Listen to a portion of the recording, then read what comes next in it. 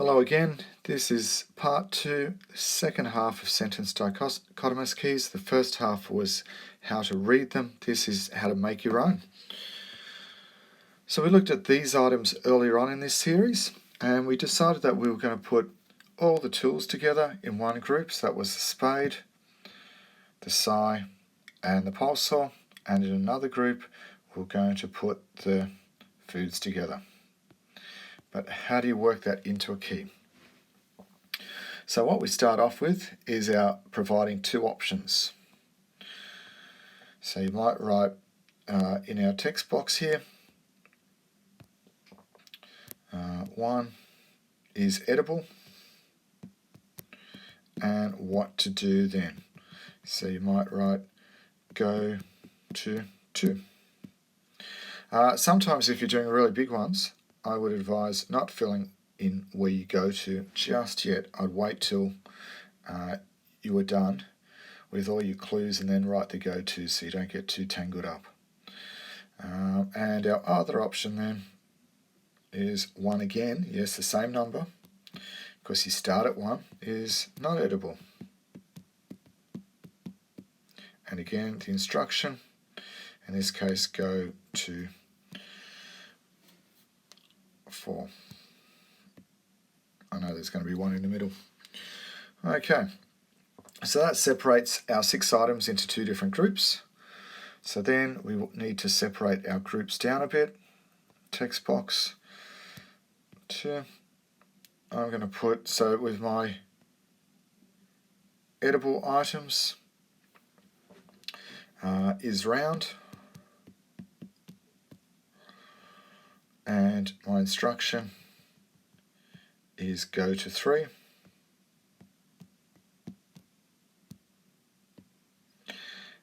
And my alternative, because you've got to have an alternative for each of these, my alternative again is 2 because it's the same pair of clues. My alternative is not round. So they should be about the same feature usually, is not round.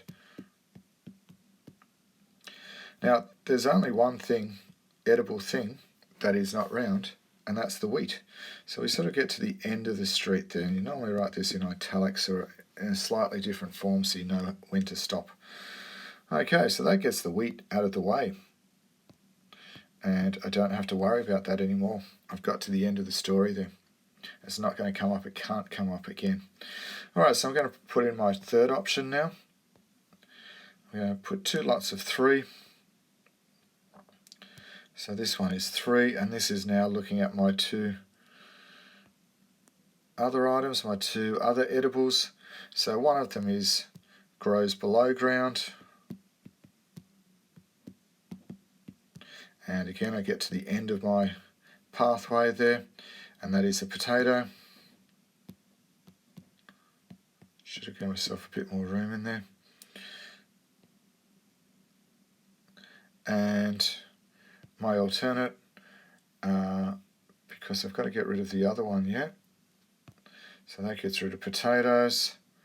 My other 3 is grows above ground, which of course is the coconut.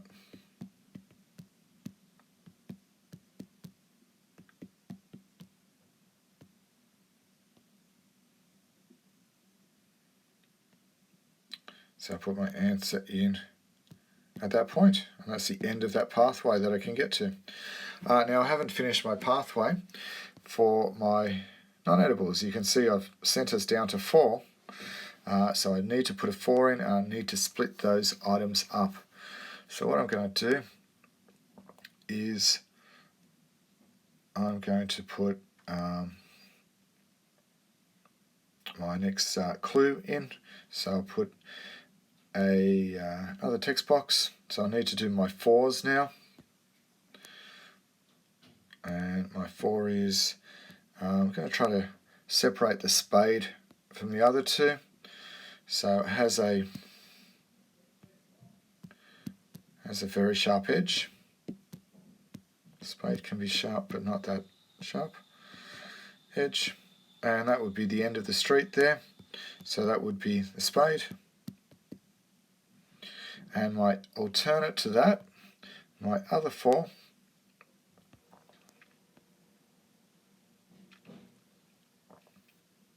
oh sorry, I got that the wrong way around. That should be doesn't have a sharp edge.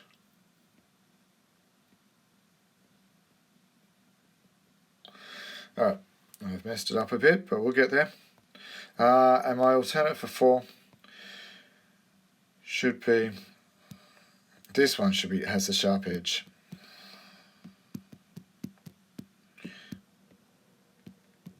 You could cut yourself on. And now there's 2 items there. So with this one, with my instruction, it's not going to be the end of my pathway. It's going to be a go to, and it's go to 5. Now for 5, I'm going to put another text box in. So I've got the pole saw and I've got the sigh. That's because I've got rid of the other items. I've now got rid of the spade, coconut well before. Oops, I've still got these 2 to figure out. The pole saw and the sigh. That's that one there. And, sorry, that one and that one I've still got to do. The pole saw and the sigh. And you can see the pole saw's got a serrated edge, so I'm going to focus on that feature, and this has got a smooth edge. So point number 5, my 2 options is sharp edge is serrated, and that obviously leads to an answer, which is pole saw.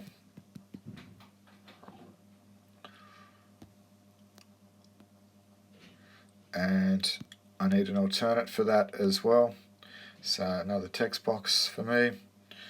Another 5. Sharp edge is not serrated. So it's entire.